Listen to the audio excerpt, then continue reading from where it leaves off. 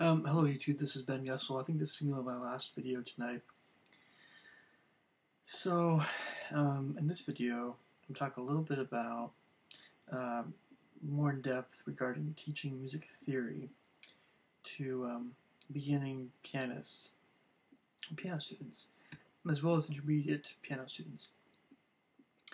But this is going to be more geared toward the beginner, maybe, early intermediate. So, it goes without saying that there's a lot of, with beginner piano methods, American piano methods that have been criticized before by some folks that are apparently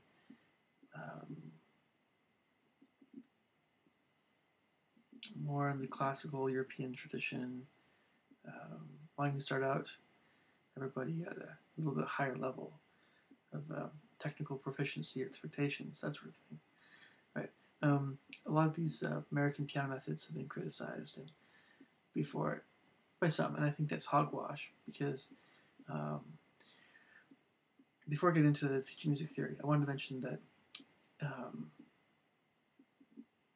it seems to me that in the past, in Europe, that there was a little bit more of a weeding out of students at an earlier point in their progression via the rigor of the exercises and that sort of thing that was expected of students. And it was tough for everyone, not just for the pro level and very advanced, and intermediate-ish, later intermediate students, but it's tough for everyone. Tough for early intermediates and all the elementary levels and beginners as well. And so if someone didn't want to do piano, or either you're stuck with it or you didn't, and you kind of just took it, or you said nope and turned away from lessons. Perhaps the Europeans were more disciplined. Perhaps they only attracted more people that were going to be professional musicians themselves. But for whatever the logic is, at least in the United States, in modern times, there's a very different approach to music education than certainly is the case with Europe, at least in the past. At least in the past. In modern times, it's probably a little bit different, but in Europe. But and by all means, I want to hear back from you guys a little bit here, because there's a lot of different things that have happened in the modern world that, Europe is different now, of course, than it used to be. In the cities, it's more like the United States in some respects, but there's still a tradition, very strong, and I think for good reason, there's very strong classical music tradition. That's something I think I very care deeply about. Europe should hold on to. But increasingly East Asia is supporting classical music a bit more.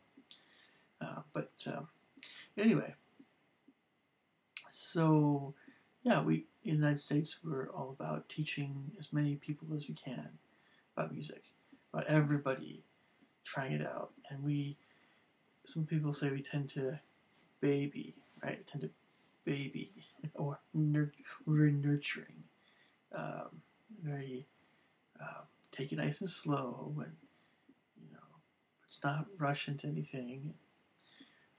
If a student is more intelligent or more advanced, or they have a more innate musical skill, then of course we need to move those kids along a little bit. Where else? But yeah, there's a lot of kids that can't move that fast, and so especially, at least I can say this in the United States, that there's a lot of basic piano lessons are geared toward that kind of student. I like teaching more advanced folks and intermediate folks, especially much more advanced in the horn, and I like teaching very skilled composers as well. That's really where I shine more musically anyway. But I like teaching beginners too. It's I really do. I love kids, and it's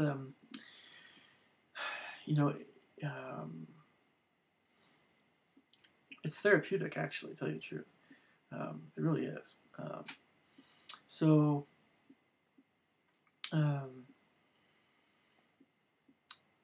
there are a lot of things about the way that music theory is taught in piano lessons, even in the United States. I think that this is somewhat less effective to really doing a very thorough, good job.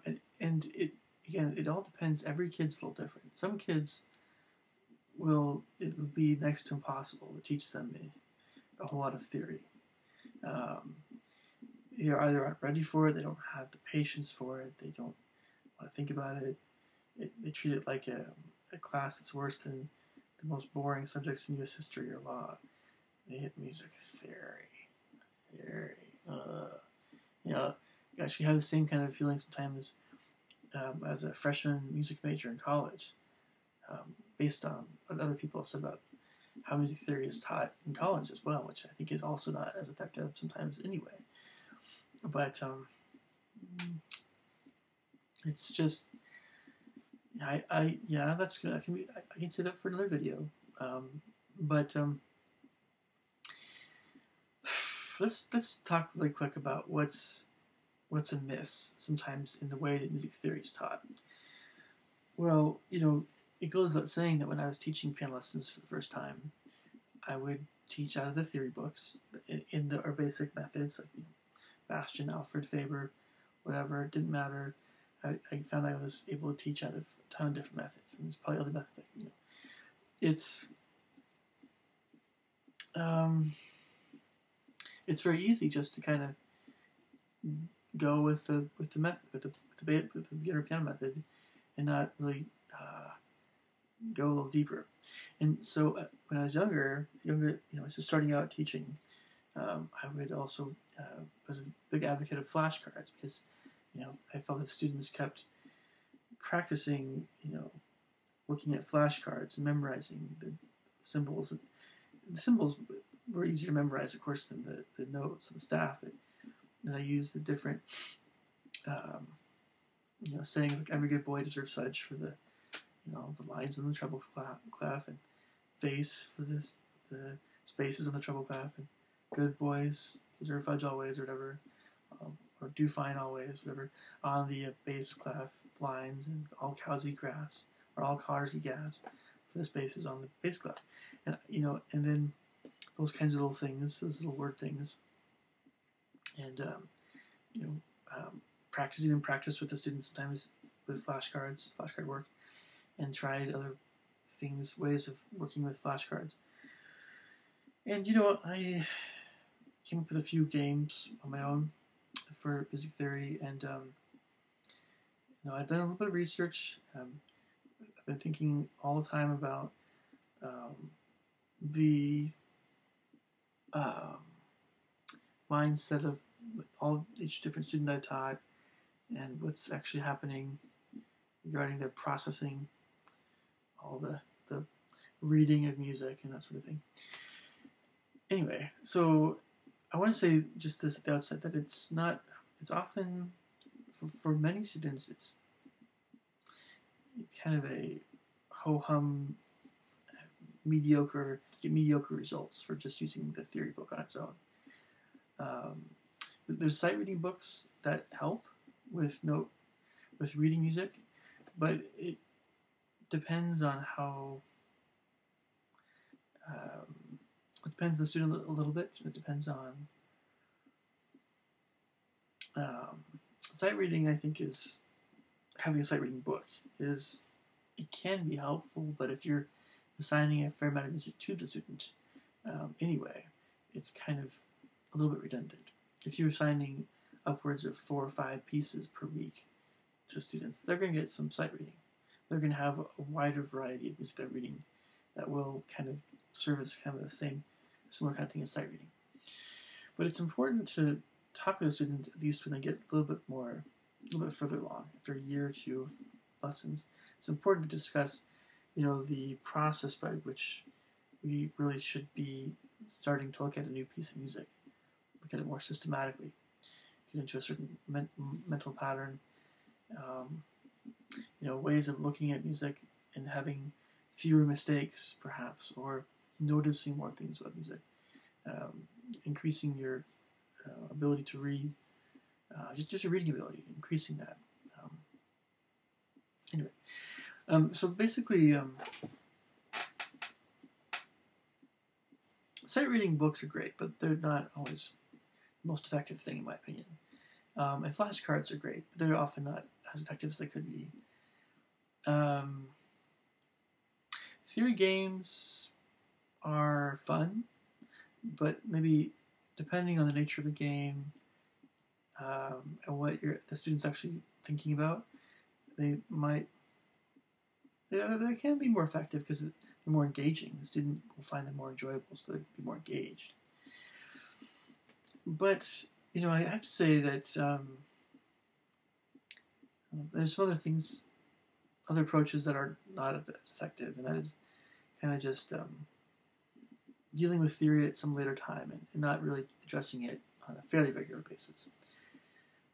It depends on the student again. Some students will need very little theory instruction. They'll just pick it up immediately. Others need a little bit more. So let me just talk about the most effective things. In my opinion, these are the most effective things regarding theory instruction for younger students in piano lessons. So the Alfred's preparatory piano course has some books that there are 3 different theory books. Their theory, their ear training, and their note speller. And if you get all 3 for students, any piano student that needs extra help in theory, I can't think of any method for little guys, like 6, 7, 8, probably not so much 5, but at least 6 and 7-year-olds, that is as effective and as thorough as the Alfred's preparatory piano course regarding theory. However, that being said, it isn't that the other methods are lacking. It's just that it's probably the most thorough method. But you can get supplementary books, for the other methods. But what's even more effective, it's also effective. It's also effective if you're not using that method, or even if you are. It's using games that are sometimes you can. There's I think I mentioned musictechteacher.com already in one of the other my other videos. But if I haven't, I'll try to put that in the description. But there are online resources for kids to work on their music theory that I think are effective, and some of the games are enjoyable. With games, you want it to be both fun and, all the concepts sink in to them. They understand them either fairly quickly or over time better. I think it's important to just clarify, whenever possible, things like pitches on the staff. And it takes a bit for students to really be able to have it down. That takes take a bit, because it is kind of a really noticing where those notes are at in the staff. It takes a bit of time. You can't expect most 6-year-olds won't get it. Vast majority. 7-year-olds, majority still won't quite get it, but some will, growing number. And then by the time since 8 or 9, they'll be a little bit more prepared to read, but they still won't be often fully reading until, I'd say, 10. 10, very latest 11 or 12. If a student can't read music by the time they're 12, they've been taking lessons for a while. They're just not really, their heart's not really, they're probably not inclined to be music majors, but that's okay, Anyway, so,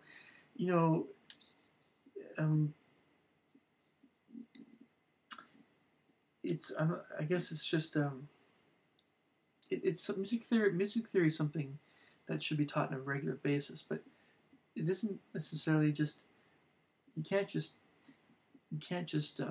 as a teacher you can't just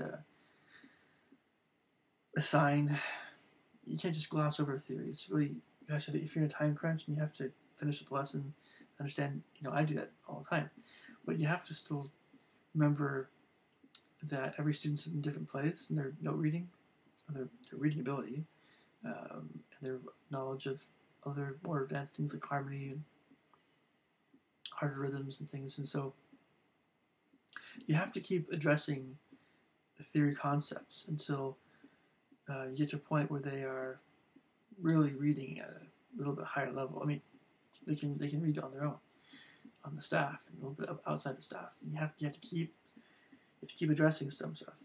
So by the time this is one of the differences between someone who teaches beginners on the piano, especially, and a lot of other instruments. Some instruments are taught at a younger age a lot of times, like maybe some strings and things, and recorder. I don't know, voice, whatever. But a lot of instruments are taught when the student already has a little bit more of an intermediate-ish background. They have more of the basics down, and so those, any teacher who teaches intermediate and advanced students, some or all, or if they should. Even if they don't express it, there's probably a deep, profound appreciation and gratitude for those teachers who have really done a good job at teaching music theory, to help that student to read at a faster, higher level when they get, at a certain point in music. So when they're ready to, play the euphonium, tuba, or horn, or oboe, or clarinet, or whatever, bassoon, harp. So. Okay, so I mentioned online music theory games. There's also games you could buy. I think they're okay. But it's important to, talk about which direction is the note going for younger kids. Is it a step or a skip? Seconds or steps? Thirds or skips? Sometimes students count up a little bit, and they get to the point where they can memorize the intervals a little better. Ear training is a really good idea, I think, too. What I've noticed is that a lot of kids, if they already know a melody, they'll often prefer playing that music, because not only do they... Well, there's a lot of reasons why they... More than one, easily, why they might enjoy that music more. But curiosity, some kids have it. But older students and teens tend to have more of the adventurous side to them with new music. But I think a lot of kids like the fun, familiar folk tunes. And those should be used more in general during music lessons, I found. There's a fair number of mediocre pieces in music and piano lessons, I understand. And they have their purpose. But when you can talk about how an interval sounds like, and this is something that was done in college, college classes, to help some people. This is, to me, it was very, very basic, but, to understand intervals better, you would sing them, or you would hear them in a piece. A certain part of melody would have a certain kind of interval. And you can do the same thing with kids and help them reinforce the idea of a fifth, or something physical, versus a fourth. Third, major, minor third, that sort of thing.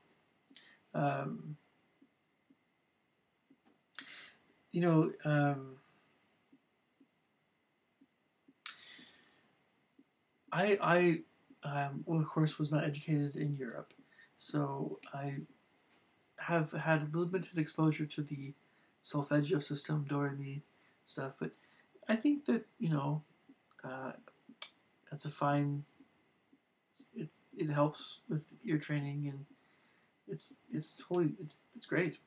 But my main critique of that whole thing is just the emphasis on these syllables, memorizing those instead of hearing the intervals themselves. Anything that distracts, I think, from hearing interval. It's nice, but and there's logic to it. The solfege system, and but anyway, so that's my 2 cents about that. And again, I think it's fine. I think it's fine. Solfege system is fine. It's a big deal with vocalists in particular. I know. So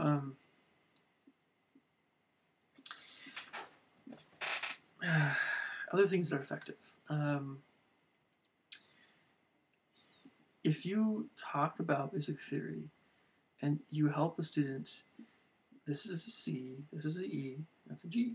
Sometimes write a little note letter, and they're actually practicing music, and maybe have them sing the note in addition to playing it, or sing it while they're playing it. It helps. Those things help. I've had a tendency also, this is not a good thing to do, I've had a tendency to write out fingerings for students in 5-finger position, or even get a little bit more advanced. I've had a tendency to write out a lot of fingerings for students, and that can work, it can help, but at what point do you take the training wheels off? At what point do you take the training wheels off? And, at what point, how do you help a student read on their own? Do you, what material, what do you work on if they've already, worked on all the easier stuff, but they're not ready really to read the harder stuff? Do you give them fingerings? And every piano teacher has to contend with this. If they're working with just every kind of student. So what I have found works the best is to go slow and steady for the folks that are,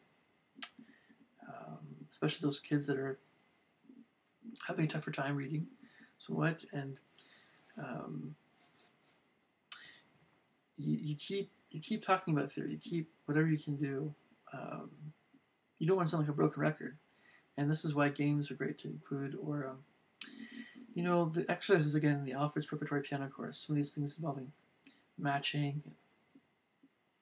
They had an exercise where a coloring exercise where you could color things certain. There's like a note on a staff in a certain place, and it was maybe a C or G, or with these different notes, you could color the area that the staff was in a certain color, and when you're done, it would make a pretty picture. And this is something that I think that really was very popular for some of my students that have worked on the Alfred's preparatory piano course. Games really should be fun, and they should also be educational. But they really should be fun. A lot of times these music games aren't fun enough. So, yes, that's one of the critiques of them. But yeah, Alfred's preparatory piano course. But some kids don't need that much instruction. They pick it up more on their own. But of course,